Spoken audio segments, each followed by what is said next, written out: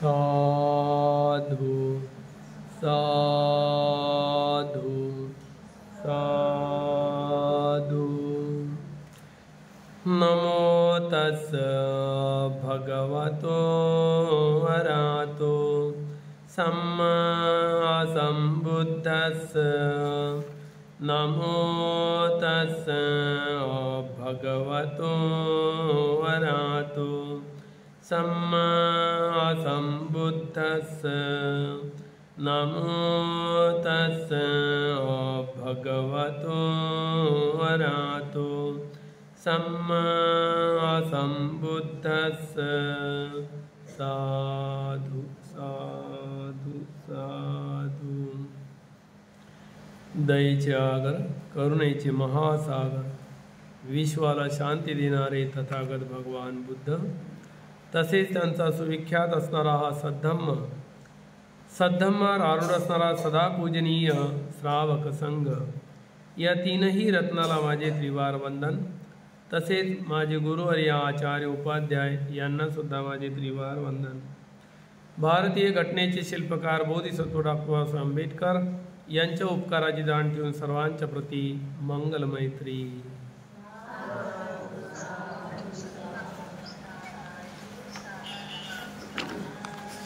काल आपण कोणत्या शिलाचा अभ्यास केला? अदिन्नादान वीरमणी सिक्खापदं समादयामि।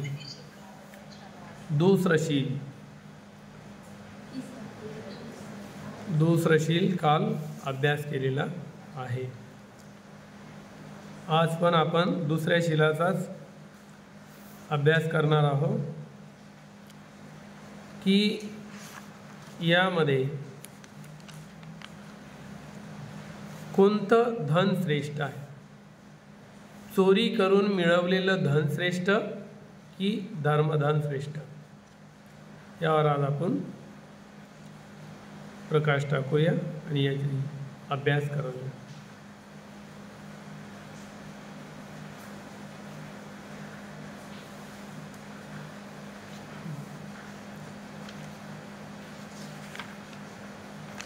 एकदा भगवान बुद्ध जेव्हा जेतवनामध्ये साधनेकरिता विहार करीत होते, तेव्हा भगवान बुद्धांनी हा उपदेश केलेला आहे। तो मेत्ता विहारी यो भिक्खू या गाथेवरून, ही गाथा धम्मपदाच्या अट्टकथेमध्ये 368 नंबरची गाथा आहे। या गाथेला अनुसरून भगवान बुद्धांनी ही धम्मदेशना केलेली आहे। एक संभवूल भिक्खू या चॅप्टरमध्ये ही गाथा आलेली आहे, हा उपदेश आलेला आहे। भगवान बुद्धांनी जो मैत्री विहारी जो भिक्षू होता, त्याला अनुसरून त्यावरून हा उपदेश भगवान बुद्धांनी केलेला आहे। तर आपण आज पाहूया की कोणतं धन श्रेष्ठ। त्यावेळेस एका उपासिकेच्या घरी 900 चोर चोरी करण्याच्या हेतूने गेले। किती? 900 चोर। ती उपासिका विचार करा की किती धनवान असेल, जेव्हा 900 चोर त्या घरामध्ये चोरी करायला जाते, तर ती उपासिका किती धनवान असेल, महाधनिक असेल। तर आज आपण या शिलाचा अभ्यास करूया। चोरी करण्याच्या हेतूने असे एकांत त्यांना वेळ शोधत होते की अशी वेळ कधी मिळणार की घरी कुणीही राहणार नाही। अशा वेळेच्या प्रतीक्षेमध्ये ते चोर होते। तेव्हा त्या घराला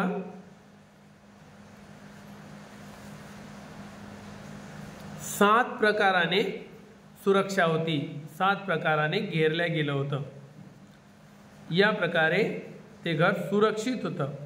प्रत्येक कमऱ्यामध्ये प्रत्येक रूमला 7 दरवाजे होते. प्रत्येक रूमला 7 द्वार. आणि त्या ठिकाणी त्या जागेवर योग्य ठिकाणी रक्षा करण्याकरिता चंड स्वभावाचे, क्रोधी स्वभावाचे कुत्रे बांधलेले होते. प्रत्येक रूमला 7 दरवाजे आणि त्या प्रत्येक द्वारावर असे क्रोधी कुत्रे बांधलेले होते. परंतु घराच्या अंदर छतावरून जे पाणी पडत असते, आपल्या स्लॅबवरून किंवा छतावरून, ते पाणी पडण्याचं एक ठिकाण असते. जिथून पाणी जात असतो त्याला एक छिद्र असते, खड्डा केलेला असते. त्या ठिकाणी कुणीही येऊ नये किंवा कुणाला उन्हाळ्यामध्ये असं दिसू नये किंवा पाणी पडू नये म्हणून तिथे लाख भरल्या जात होती. तो जो मार्ग होता पाण्याचा, त्या लाख भरून त्याला झाकून ठेवल्या जात होता. लाख पाहिली ना? लाख बघितली का? लाख कशाला म्हणतात हे नाही माहीत.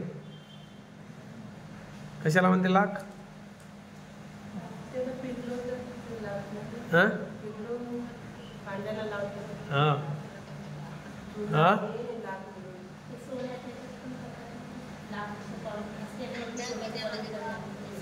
एकदाणीमध्ये मधामध्ये लाख भरतात. ती लाख उन्हाळा आला तर पिघलते आणि बरसात आली तर कडक होते. हा, पूर्वी लाखेचा वापर होता जास्तीत जास्त. तर तो मार्ग पाणी जाण्याचा लाखेनं झाकलेला होता. ती लाख दिवसाला सूर्य जर तपला तर ती पिघलत होती आणि थंडी जर आली तर कडक होत होती. परंतु रात्रीमध्ये पुन्हा ते कडक येत होती, नरम येत होती उन्हामध्ये आणि रात्रीची कडक येत होती, कठोर होत होती. त्या मधामध्ये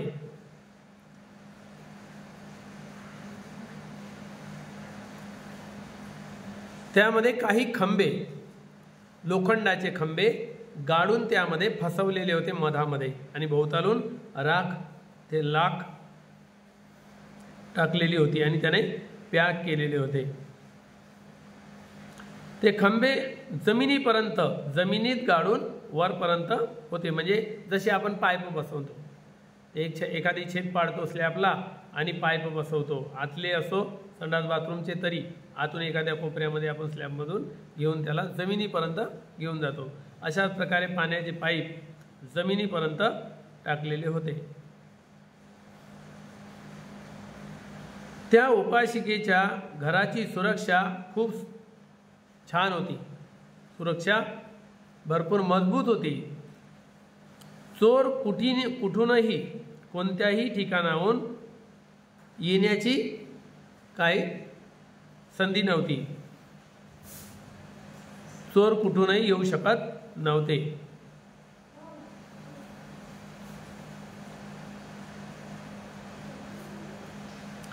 चोरांना कुठूनही जागा न मिळाल्यामुळे चोर खूप परेशान झाले.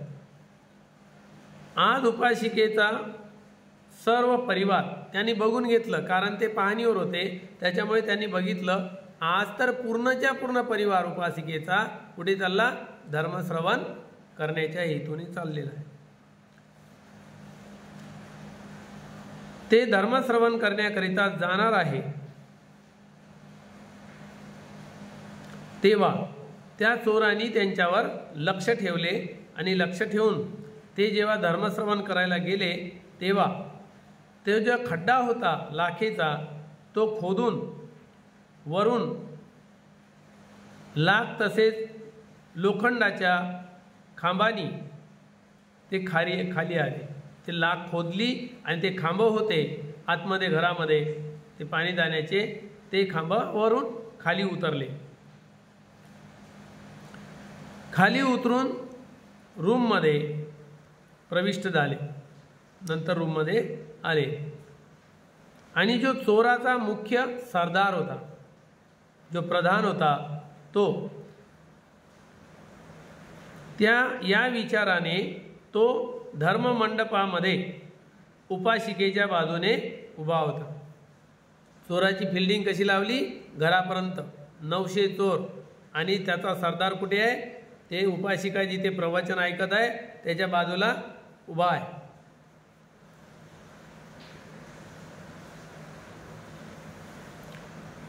उपासिकेच्या बाजूला उभा होता की याकरिता की उपासिका चोरांची गोष्ट ऐकून घरी जर येण्याची इच्छा केली तर तिला तो सरदार काय करेल? त्याचा ऑर्डर होता, हुकूम होता की ही जर घराकडे यायला निघाली तर हिला तलवारीने प्रहार करून खतम करावे, संपवावे, तिची हत्या करावी. या प्रकारे त्या चोराच्या सरदाराचा आदेश होता. चोरांनी घराच्या आतमध्ये जाऊन दिवा लावला. नंतर करछापणवाली तिजोरी, ज्या ठिकाणी सोन्याच्या मोहरा होत्या, सोनं चांदी, त्या ठिकाणी गेले आणि तो रूम खोलला. आतमध्ये जाऊन दिवा लावून रूम खोलला. तेव्हा उपासिकेची जे दासी होती, सेविका घरामध्ये, जे तिला चोरांबद्दल माहिती झाली की घरात चोर घुसलेले आहे, त्या उपासिकेची जो सेवा करणारी नोकरानी होती तिला माहीत पडले की या घरामध्ये चोर घुसलेले आहे. तिला जेव्हा हे माहीत पडले तेव्हा ती उपासिकेच्या जवळ गेली, धावत धावत उपासिकेच्या जवळ गेली आणि म्हणाली, मालकीन, भरपूर चोर घरामध्ये प्रविष्ट झालेले आहे, तुमच्या घरामध्ये चोर घुसलेले आहे, लवकर चला.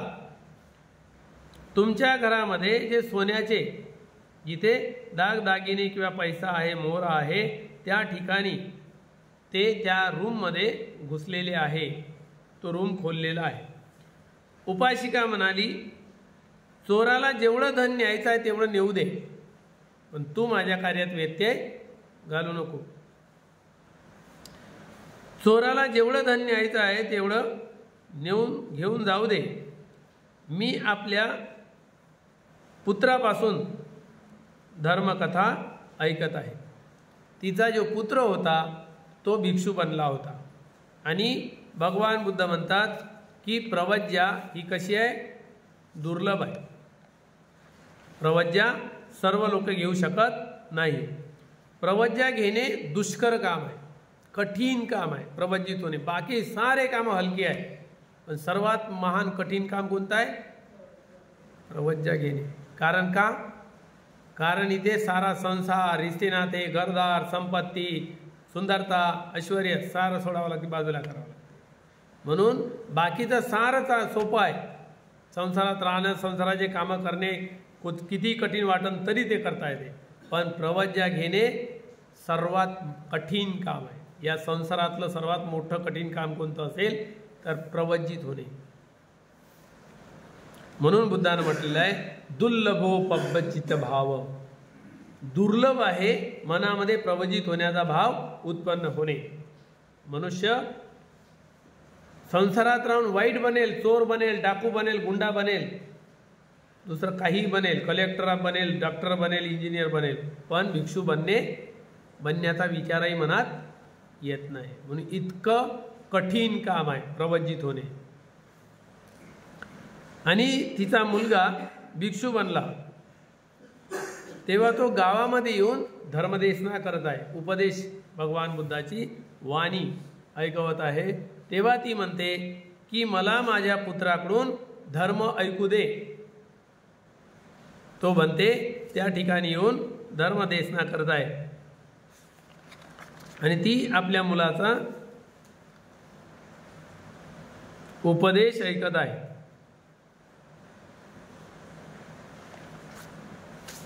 तेव्हा ती नोकरानीला काय म्हणते, जेवढं धन न्यायचं आहे तेवढं चोराला नेऊ दे, परंतु मला माझ्या पुत्राकडून धर्मदेशना ऐकू दे. माझ्या धम्म श्रवण करण्यामध्ये तू पुन्हा विघ्न टाकू नको, बाधा आणू नको, अडचण आणू नको. तू घरी चालली जा. आणि तिची नौकरानी पुन्हा वापस घराकडे निघून गेली.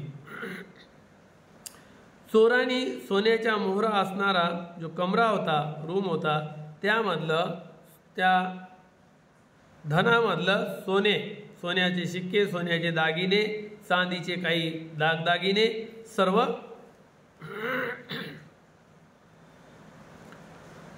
एक एक द्वार तोडत गेली. ज्या एका रूममध्ये सोन्याचे शिक्के होते, दुसऱ्या रूममध्ये चांदी होती, तिसऱ्या रूममध्ये सोनं होतं, चौथ्या रूममध्ये हिरे माणिक मोती असे दार होते तिच्या घरामध्ये.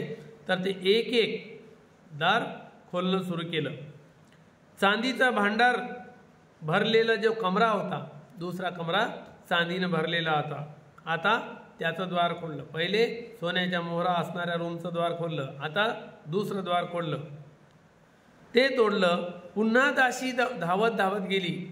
ती सेविका पुन्हा धावत गेली. मालकीन, तुमच्या घराचा दुसरं द्वार फोडलेलं आहे, जिथे चांदीचा साठा ठेवलेला आहे, दुसरं द्वार फोडलेलं आहे. तेव्हा त्या ठिकाणी तिने पुन्हा सूचना दिली. तेव्हा उपासिकाने पुन्हा दासीला झिडकावून लावले. चल, तू चालती हो इथून, लवकर निघून जा. अरे तू वेळोवेळी वारंवार माझ्याकडे काय येत आहे तू? ती उलट नौकरानीवर रागावली की तो वारंवार मला त्रास द्यायला कशाला येत आहे तू? एक वेळा तर तुला सांगितलं चोरांना जे लागते ते नेऊ दे, जितकं लागते तितकं नेऊ दे. मग मला माझ्या कार्यामध्ये व्यत्यय आणायला कशाला येतंस? मला माझा धर्म ऐकू दे. जे काही घेऊन जायचं आहे ते नेऊ दे. मी या समयाला या धम्मदेशनेमधून मी काही उठणार नाही. मी धम्मदेशना ऐकत आहे, ते बुद्धवाणी आहे. मी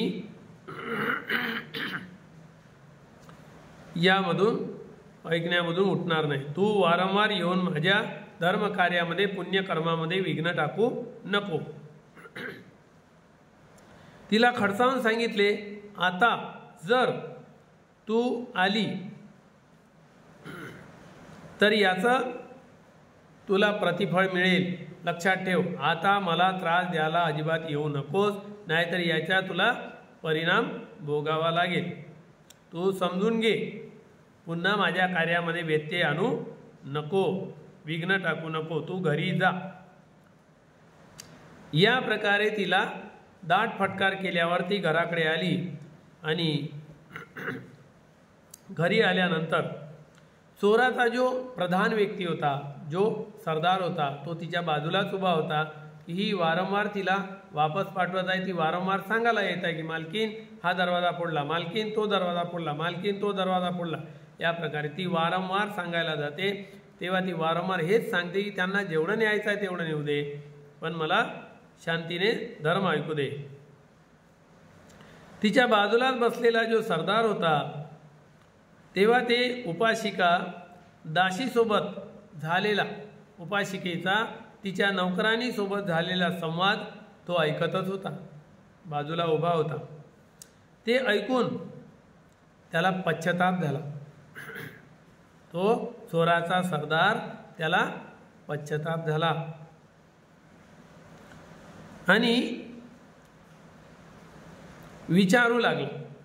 तिला, त्या जो घराची मालकीन होती तिला विचारायला लागला तो चोराचा सरदार, की अशा गुणसंपन्न स्त्रियांच्या घरामध्ये चोरी करणे योग्य नाही. एवढे गुणसंपन्न स्त्री आहे, अशाच्या घराला लूटणे ते कसं आहे? एखादी वीज पडल्या समान आहे, वज्रपात झाल्या समान. कारण त्याप्रमाणे ते कारण होऊन जाते. तेव्हा तो लवकरात लवकर तो चोरांकडे गेला. त्याला ते समजलं की हिला धनापेक्षा, धनद्रव्यापेक्षा काय प्रिय आहे, काय किमती आहे. तो चोराचा सरदार समजला की नाही. अशा लोकांना जे धर्मप्रिय आहे, धनप्रिय नाही आहे, आणि अशा लोकांचं आपण लूटमार करणे किंवा नुकसान करणे ते एखाद आपल्यावरच घात केल्याप्रमाणे, वीज पडल्याप्रमाणे, वज्रघात झाल्याप्रमाणे होईल. म्हणून अशा लोकांची आपण चोरी करणे काही योग्य नाही आहे. म्हणून तो चोरांकडे गेला आणि त्यांना हे सर्व हकीकत सांगितली. उपाशिकेचं सर्व धन तुम्ही जे चोरलेलं आहे, बाहेर काढलेलं आहे, ते सर्व जिथे होतं तिथे नेऊन ठेवून द्या. बुद्ध वाणीनं कोण कोण नाही सुधरत. चोराचा सरदार सुधरून राहिला, अंगुलीमाल नावाचा डाकू सुधारला, आम्ही नाही सुधरत. धर्म ऐकला कितीतरी आमचा राग नाही जात, द्वेष नाही जात, क्रोध नाही जात, मोह नाही जात, पश्चाताप नाही होत. चुकीला चूक नाही म्हणतायत की हो माझी गलती झाली, आता अजिबात करणार नाही, हे मी धर्म ऐकून सुधरेल. परिणाम होते, काही काही लोकांवर असर होते, तुरंत होते, ते लोक सोडून देतात. चूक लवकर लक्षात येते, पश्चाताप पण करतात की नाही आतापर्यंत मला माहीत नव्हतं त्यामुळे माझ्या हाताने असे कर्म झालेले आहे, पण आता तरी अजिबात नाही, मी शिलामध्ये राहून सदाचारातच जीवन जगणार आणि सुगती प्राप्त करणार. कारण माझंच नुकसान आहे, माझ्याच पायावर दगड मारत आहो मी, दुसरा कोणीही मला खड्ड्यात पाडणार नाही. मरताक्षणी दुर्गती माझ्या कर्मामुळे माझी होणार. हे जेव्हा आपल्याला माहीत होते तेव्हा तो व्यक्ती लवकर आपला मार्ग बदलतो. आणि म्हणून बाबासाहेबांनी म्हटलेलं आहे त्यांच्या ग्रंथामध्ये, काय म्हणतात, काय म्हणणार त्याचं, लोभा खातेर. लोभा खातेर बाजीवर लोळत राहण्यापेक्षा चुकलो म्हणून मार्ग बदलवणे जास्त सोयीस्कर राहील. या फालतूच्या मान सन्मानाच्या लोभामुळे किंवा दुसऱ्याच्या चाटीत जाण्यामुळे पाप कर्म करण्यापासून आपण त्याच्या या शब्दामध्ये, त्याच्या सन्मानामध्ये लोळत राहण्यापेक्षा आपण चुकलो म्हणून आपला मार्ग बदलवणे केव्हाही सोयीस्कर आहे. बाबासाहेब म्हणतात सोयीस्कर आहे. म्हणून असा मार्ग बदलवणारे कमीत कमी लोक आहे ज्यांना धर्म पटलेला आहे, सत्य पटलेलं आहे. तो व्यक्ती आपला गलत मार्ग सोडून योग्य मार्गाचं जीवन जगत असतो. एवढा चोर पिघलला, चोर बदलला, चोराचा सरदार बदलला, बाकी काय चीज आहे. एवढा धर्मामध्ये बल आहे, बदलतोच. जो धर्म कंटिन्यू ऐकणार मन लावून तो बदलतोच. त्याच्या मनात अशी जाणच होते, असं पुण्य जागृत होते की अरे आतापर्यंत माझ्या मुळे काय काय घडलं असेल, पण ते अज्ञानामुळे घडलं. आता तर मला खऱ्या अर्थाने धर्म कळला, आता तर खरी मला जाण झाली, आजवरी नाही झाली, प्रभाव नाही पडला, पण बुद्ध वाणी आहे. आणि हे ऐकून जर माझ्यामध्ये परिवर्तन जर झालं नाही आणि मी माझा रस्ता सोडला नाही, मार्ग बदलला नाही, मला जीवनभर या मार्गामध्ये दुःखच भोगावे लागेल. इथे मला शांती मिळत आहे, इथे सुख मिळत आहे, माझ्या मनामध्ये भावना उत्पन्न होत आहे, झालेल्या कर्माबद्दल पश्चाताप होत आहे, नाही मला मार्ग बदलवणेच योग्य आहे. या प्रकारे तो आपल्या पुऱ्या परिवाराला सद्धर्माच्या मार्गाने चालून आपलं कल्याण करतो, लवकर कल्याण होते.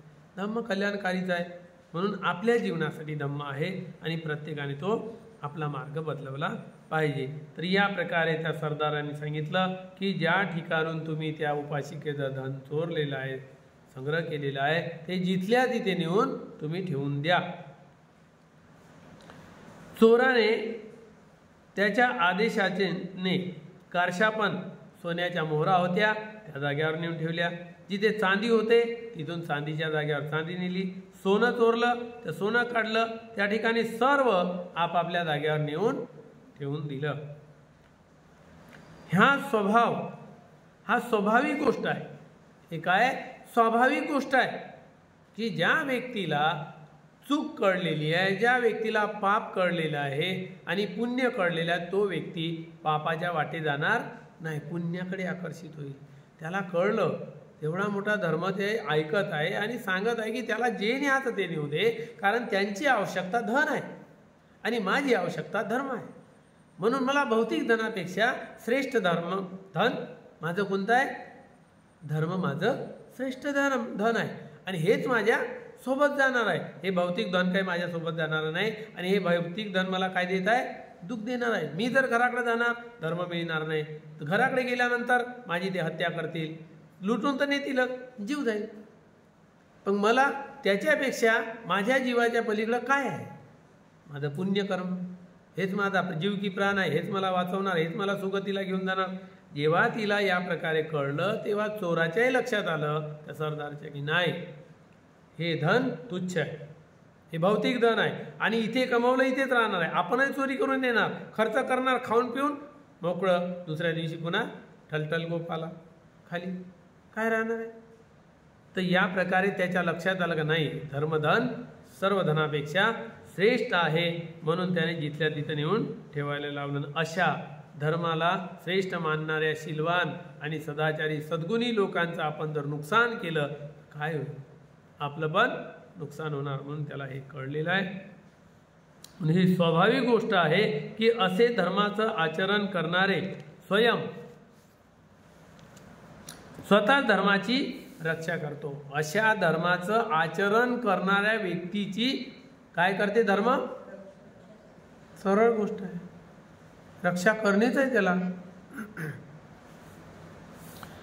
म्हणून म्हटलं गेलेलं आहे धर्मपूर्वक आचरण करणाऱ्या व्यक्तीची धर्मच रक्षा करते. त्याला कोणाला हात जोडा लागते का, ना पोलिसाला बोलवा लागत, ना कोणाला आजूबाजूच्याला सांगायला लागत का माझ्या धनाले लक्ष ठेवतो, काहीच गरज नाही. त्याचं धर्मधन आहे, धर्मधन रक्षा करणार. भौतिक धनाची रक्षा काय, त्याने मेहनतीने कमवलेलं आहे, चोर कसे नेणार. धर्मधन आडवं येणार, काही ना काहीतरी सुरक्षा त्याच्या दारावर राहणारच, तो राहो की न राहो पण सुरक्षा राहणार. किंवा समोरच्याचं चित्त तरी बदलणार, त्याच्या घरी जाण्याचा रस्ता जाईल आणि पटकन दुसरीकडेच जाईल, त्याच्या घरात घुसता घुसता दुसऱ्याच्याच घरात घुसेल, मती बदलून जाईल त्याची. कशामुळे, धर्मामुळे.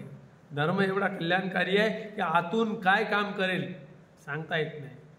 आपण सांगूच शकत नाही की धर्म कुठे कुठे मदत करेल. या तऱ्हेने चांगल्या प्रकारे जे धर्मामध्ये रत राहतात त्यांना सुख प्रदान होतो. बघा, जो व्यक्ती धर्मामध्ये रत राहतो त्याला काय मिळतो, सुख मिळत असतो.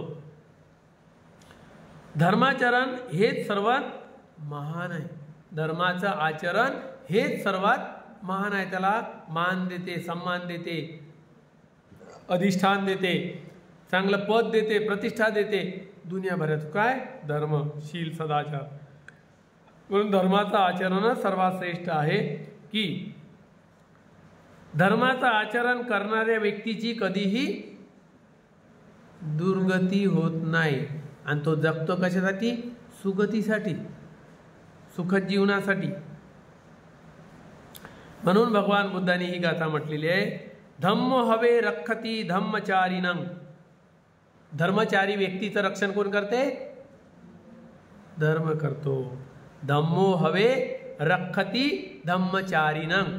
धम्मचारी व्यक्तीचं रक्षण धम्मच करतो. धम्मो सुचिन्नो सुखमावहाती.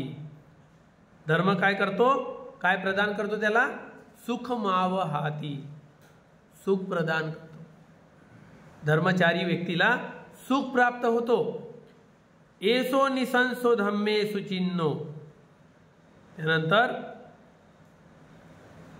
सर्वात महान काय आहे, एसो निसंसो धम्मे सुचिन्नो. सर्वात श्रेष्ठ काय आहे, धर्माचं आचरणच सर्वात श्रेष्ठ आहे. न दुःखतिं गच्छति धम्मचारी. कुठे जात नाही, कोण जात नाही, काय म्हणते, दुःखतिं न गच्छति. दुःखतिं न म्हणजे नाही, गच्छन्ति म्हणजे जाणे. कोण जात नाही, धम्मचारी कधीही दुर्गतीला जात. धम्माचं आचरण करणाऱ्याला धम्मचारी म्हणतात, लेबल लावणाऱ्याला धम्मचारी म्हणत नाही. त्याचं लेबल लागलेलं आहे, त्याचा याच्याशी काही संबंध नाही त्या नावाचा, धम्मचारी नावाचा. धम्मचारी सुखं सेती अस्मि लोके परम हिच. जो धम्माचं आचरण करतो त्याच्या काया वाचा मनावर संयम असतो. तो कायेचे पाप कर्म करत नाही. किती आहे कायेचे पाप कर्म, किती आहे, 3. वाणीचे पाप कर्म करत नाही, किती आहे, 4. आणि मनाचे पाप कर्म करत नाही, किती आहे, 3. एकूण 10 पापकर्माचा त्याग करणाऱ्याला धम्मचारी म्हणतात. कोणाची निंदा नाही, साडी चुकली नाही, मी वरिष्ठ नाही, तो नीच नाही, बिलकुल असा कोणासोबत वार्ता करत नाही, कोणाचं डिमोशन करत नाही. आपले सद्गुण कसे वाढेल याच्याकडे लक्ष देतो. माझा शील कसं मजबूत होईल, माझ्या काया वाचा मनाने पापकर्म होणार नाही, तो सजग राहतो. त्याला म्हणतात धम्म आचारी, धम्माचं आचरण करणारा धम्मचारी. मग तो इहलोकी आणि परलोकी काय होतो, त्याला सुखाची झोप लागतो.